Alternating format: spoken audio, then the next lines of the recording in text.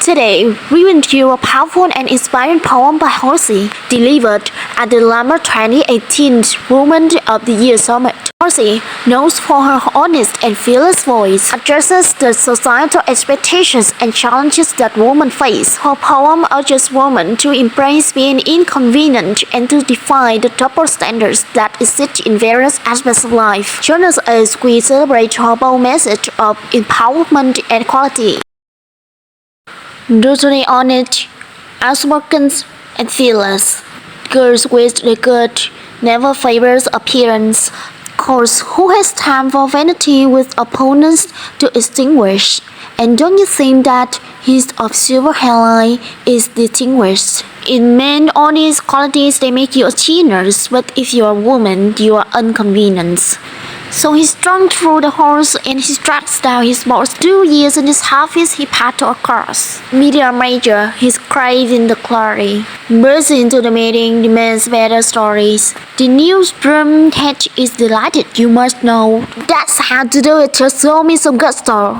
And 4 feet away, in department store heels, is his colleague Sarah. She finds back her tears. Kirsty chased him down every Friday in winter, 3 years in his office, plus 2 as an intern. And when she requested some tasks with more substance, he clenched his phone and responded, disgusted. Please lower your voice. And how dare you approach me? Really? Your touch could afford you some coaching. You're acting so crazy. His voice was dependent and had some respect.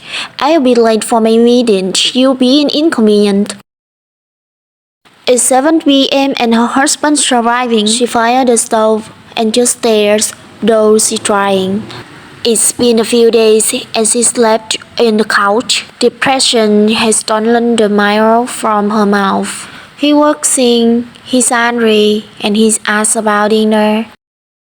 But couldn't we just order in? She considers. He stares with a vacant and displayed depression. So why don't we pay for these therapy sections? If you can't be decent and take a damn shower, you won't ever.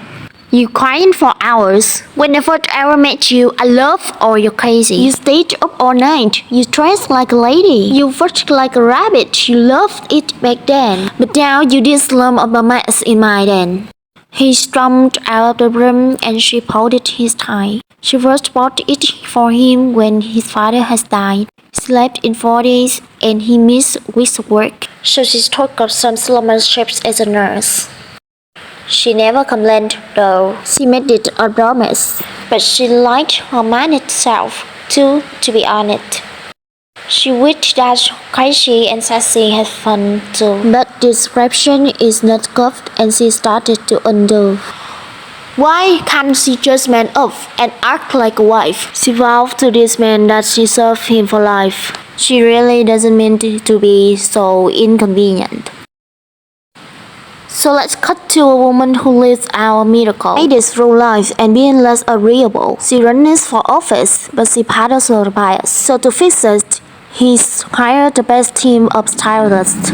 They dry her in pencil and skirt color perfect. She stares at the mirror and plays through its surface. But why do we need to be pretty to be seen? I'm far better qualified, and he just plain mean. Well, he loud, and he taught in a hot wine to blow. You know that earned him the ridiculous vote. They think that you old and the polls are review. That they don't really like you to no sex appeal. It's not really fair, but it's just how things are done. So he pinches her twinkling skin in her thumb and sings, is it this just inconvenient? A couple meanders frozen different tables. They pick up some coffee, expect the bagels. Somebody approaches after church service, and immediately our young wife becomes nervous. They ask if they're planning on having a child. She looks at her feet, and her manner smile. She strains, but that's none of your business here, lady. She doesn't want kids, but the subject of babies. It makes her get answers. She knows that she is valid, but her bill is not carrying much more than a salad. Her husband, defensive. He grips on her arms and politely replies, it's just not in our cars. The just girl was rude and refers to the sermon. No children, well, that's just a waste of woman. She relays the story to friends over wine, and they tell her that not wanting children is fine. And she says, well, if you wanted, you could carry your own. But she doesn't know all the stories at home, because some of them spend their nights cursing their wombs over handfuls of pregnancies, and it's too soon. But before we can say they feel another kid too, a fight erupts down in the back of the room. A black woman storms through the bar in her apron. It seems he is trouble and slaving the bartender. He puts both his hands on her backside and queens that white woman really don't got any ladies. Her boss is irate and she tells her she let go. Why can't you behave, yo? You're acting together. She tried to defend herself, only to find that a black woman's anger is never in line. And all these women just too inconvenient. Ever since the march, I've been asked to write poems, but irony grows to be just ever-growing. I'm asked to adjust how to be inconvenient, but before I can speak, first they want me to screen it. They say that I'm break out into something wild, but censorship really just isn't my style. Some even suggested that they write the speech. But then how can they say that they do when they speak? And with all due respect to these media teams, I don't get on the stage and not say what I mean. So sorry to grammar for cursing too often, but I never really been the type what would soften a message I'm passionate about in my bones. So if you're offended in viewing at home, I'm here to say that I'm not sorry for being inconvenient. You were not put on this earth to make everybody else's life easier. So please be inconvenient. Thank you.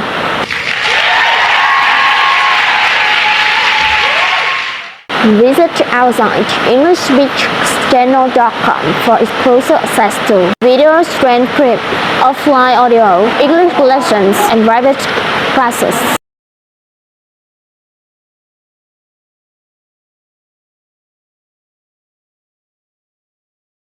Thanks for your support.